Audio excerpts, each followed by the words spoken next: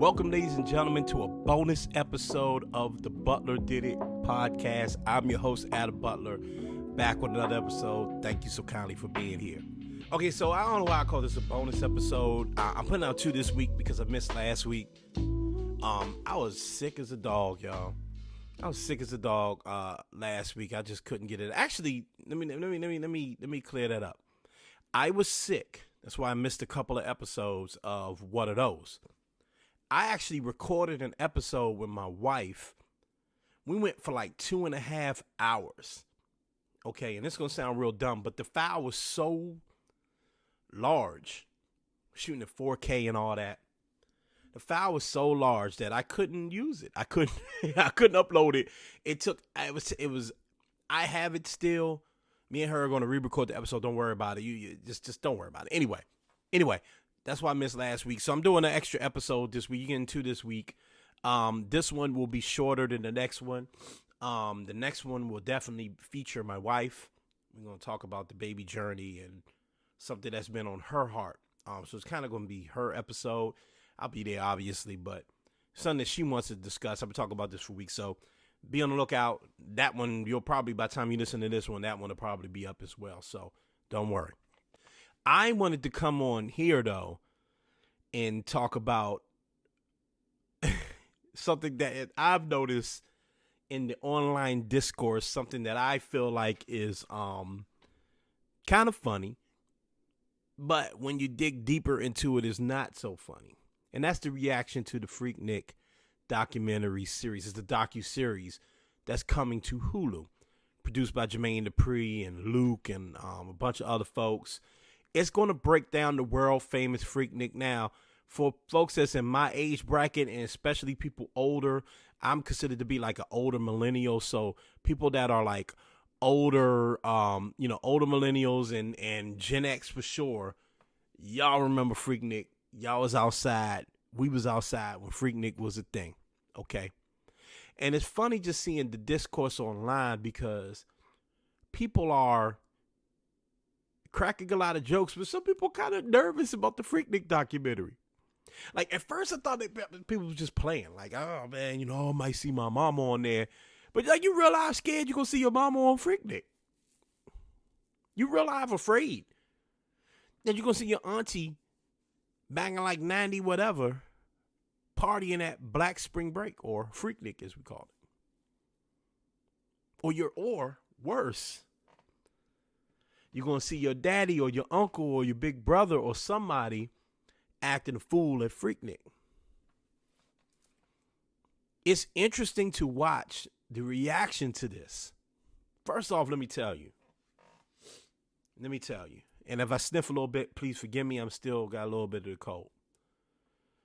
Let me tell you. You ain't got nothing to worry about. You ain't got nothing to worry about, okay? So many black folks with the Freaknik.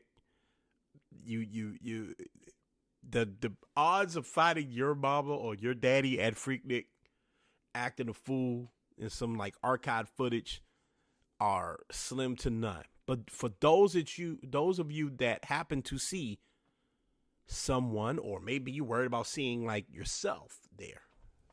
Let me adjust my mic a little bit. That's a little bit better. Sorry, guys. For those of you that are concerned about seeing yourself or your loved one acting a whole ass at Freaknik, you have to understand that those were different times. That was a different world. We lived in a different world. Myself, I never been to Freaknik. I was too young to go to Freaknik. I used to watch like the little Freaknik videos that you could, the little videos that they would sell. And it wasn't just Freaknik. It was Black Bike Week. I'm from DC. It was every go-go, the water, the splash parties. Back in like 94, 95, the junkyard band splash parties, the backyard band splash parties. It was a different time, man. People were disgusting.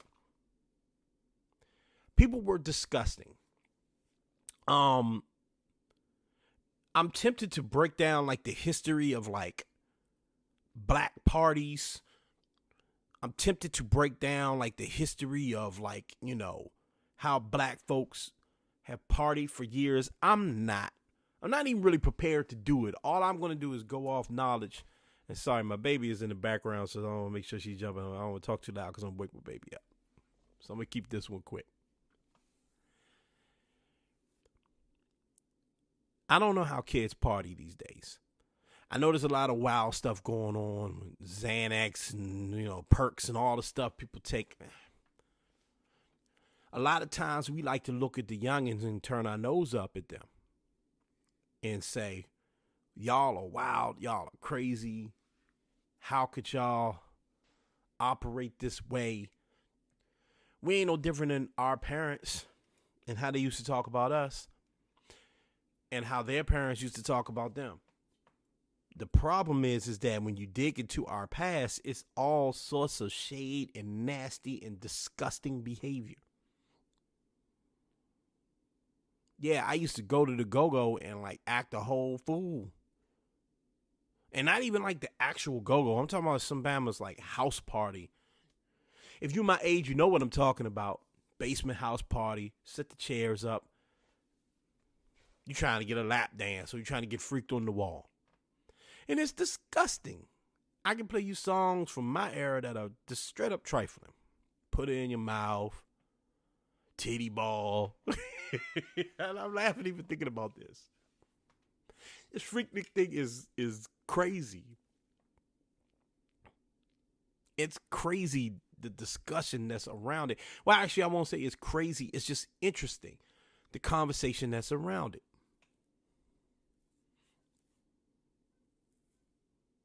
You know what else this Freaknik documentary, if it's done right, will expose, and it will be a good thing. It will expose that we lived in a completely different world with a complete different set of rules. And fellas, I'm sorry to say, it will expose some really disgusting, trifling, and dangerous thinking. Now, before I isolate this to black men, because I don't feel like it's fair to only put this on black men, I'm going to tell you that HBO had a brilliant music documentary series. I can't remember the name of it, but if you search DMX on like HBO Max, when that was just called Max, one of the episodes was about DMX. Another one was about Woodstock 99. Now, if you were around in high school, middle school, if you remember 1999, you remember that Woodstock 99 was a fucking disaster. By all accounts, it ruined the Woodstock brand. It destroyed any idea of moving forward and having a new Woodstock. Was done after Woodstock 99. All from every aspect. I'm talking about the location, the bands that played, everything. It was a mess. But one thing that was happening at Woodstock 99 was a culture of rape. Yeah, they got a lot of footage of white boys just ripping women's shirts off, groping them. A couple of women got raped at Woodstock 99 at this music festival. And a lot of dudes on camera going, well, if they're going to be showing it off, and then we're going to grab. A lot of girls feeling the music and pulling this stuff out or what have you. Young people doing stupid young stuff. And young boys getting dangerous. Alcohol, music, heat, all drugs, all of the combinations you need for a dangerous situation for women.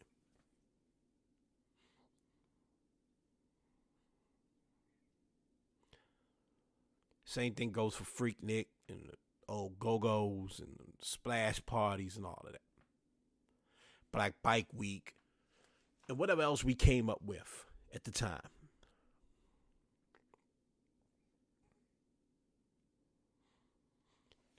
drugs, alcohol, women, driving dudes crazy. There's a clip floating around online right now from a True Life Freaknik, the MTV show True Life. They talk about Freaknik. I remember that episode. And there's an argument between a brother who's a part of a Greek fraternity and a young man and another young woman, basically talking about whether or not men had the right to grab on women because the women were choosing to be scantily clad. Maybe it's not the word I look for. It's probably not scantily clad, but wearing revealing clothing. And the dude going, well, I wouldn't do it, but you got to understand that if you're going to walk around like this, then people are going to grab on you. And they're having a debate about it. And, of course, the clip is short in about, 2 minutes because it's on Twitter and social media. And, of course, people are appalled by it, as they should be.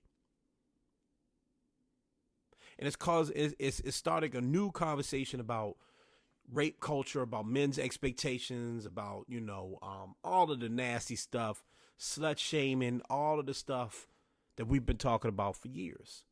But I'm here to tell you, those conversations were not happening in 1999 and 2000 and 2001 and 97 and 95 and 93. They weren't happening. I know that sounds crazy. I'm happy this documentary is coming out because it's going to shed a light on a conversation that we've been having. The Me Too movement was vital and remains vital because it exposed not only predators in the entertainment industry, people like Weinstein, people like Bill Cosby, Kevin Spacey, just predatory people, right? But it also forced us to have a conversation about what is and what isn't disrespect, what is and what isn't rape, what is and what isn't abuse, what is and what isn't abuse of power. And a lot of men were unsettled by this conversation because a lot of men realized that, damn, I've been operating in a toxic manner for most of my life. A lot of men, this is hard, it's going to be hard to hear, but a lot of men had realized that they had probably greatly disrespected some woman in their life or during the course of their life and didn't mean it. And I'm not talking about like straight up, like I'm not, and again, also this like defining of what is rape and what isn't. Like I'm not talking about what people have always classically defined as rape. I'm talking about catcalling. I'm talking about all of the nasty, disgusting things. Some men had a come to Jesus moment, and that's a good thing. Reason why I'm saying this is because 1999, if you're my age, doesn't feel that long ago, does it? Freaknik don't feel that long ago, does it?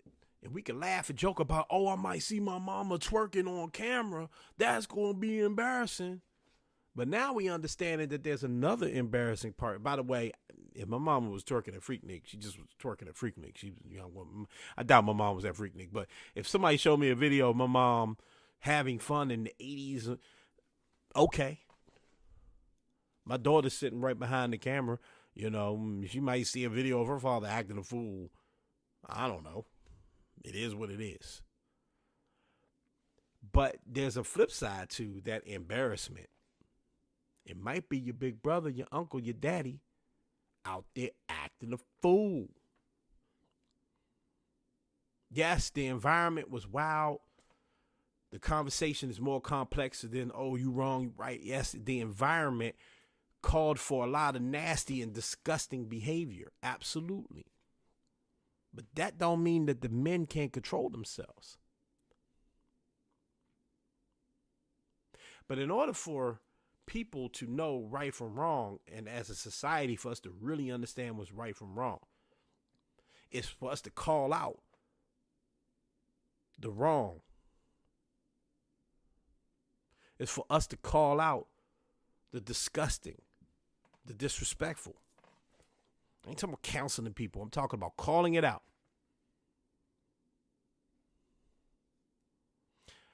I could tell you 1,000 stories about people I've known. I won't name no names. I won't even give details. Dudes that have thought it was okay to do some pretty bad things. Well, some pretty nasty things. Put themselves in really bad situations.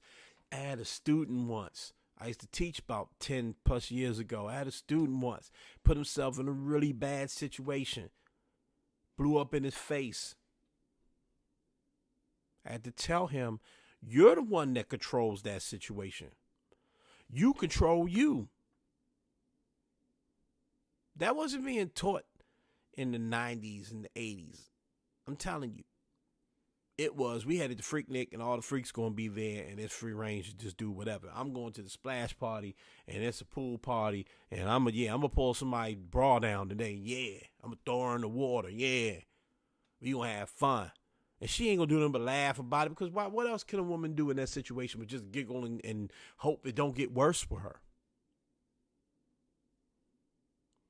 Men, you always in control of what you do. It don't matter what a woman got on. You're not a monster, unless you are. You're always in control. See, I'm looking forward to the Freaknik documentary. Not only because it's going to be just nostalgic and see all the wow, but also because it's going to be some lessons learned. And we shouldn't fear that. We shouldn't fear that. You shouldn't fear seeing some woman you knew in your life being free and having fun. You should fear seeing her being abused, though. And if the conversation is off-putting and the men are saying things that you can't believe, understand it was from a different time, and we got to learn from that time. We got to learn from that era.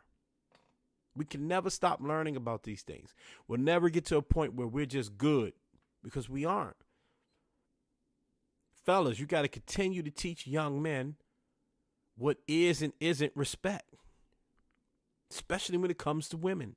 Only we can teach that to men, to boys.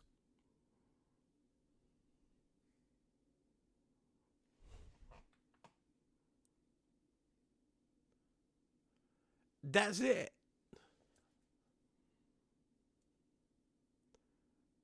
So I'll be tuned into the Freaknik documentary. Not because I'm worried about my auntie or whoever shaking her ass in Atlanta. Okay, nah. But because I'm interested to see and hear what the mindset was back then. And I'm interested to see what the next step of the conversation will be.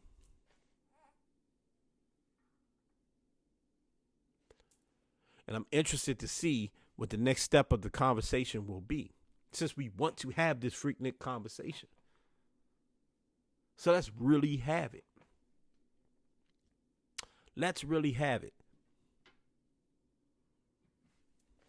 So we can begin to make serious change inside of our culture, especially within the mind of young men when it comes to dealing with women at a party, at a music festival, when there's drink involved, whatever.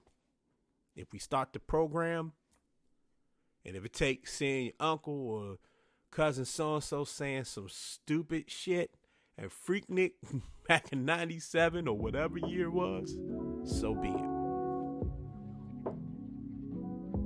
All right? That's my thoughts on that.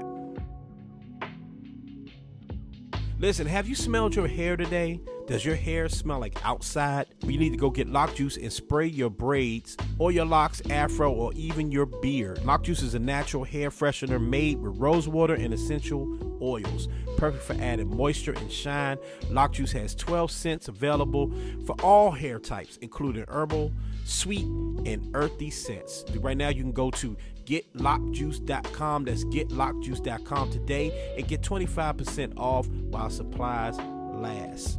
real quick, I don't do a lot of TV reviews and stuff like this on the show anymore. There was a point on the older version of the show I used to do like a Game of Thrones breakdown. It was like the last season of Game of Thrones, and I was really wanting to do a breakdown of that. I don't really do that anymore, but I will say that it's the last season of Succession. There's a lot of great shows going off air. Succession is going off air. Barry is going off air. Snowfall is going off air. Snowfall is excellent, by the way. Snowfall is excellent. Really quick before I talk about Succession. Snowfall is excellent. If you like Breaking Bad, you'll like Snowfall. We do this thing with especially with black content where we just clump certain things in certain categories. We don't allow the creatives to be different, right? Like Atlanta was a different show. Insecure was a different show than Atlanta, by the way. You understand where I'm going with this? So Snowfall is not Power. No disrespect to the Powerverse and BMF and all that. 50 is over there making a certain type of programming. We get it. Snowfall is, and I hate to have to compare it to like a white show, but like just for the sake of conversation, Snowfall has a lot of the same like themes of Breaking Bad, of The Sopranos, shows like that, man. It is about more than just like a drug dealer. It's a really deep dive on a young man, and if you give him enough, what will happen to him is really, really cool.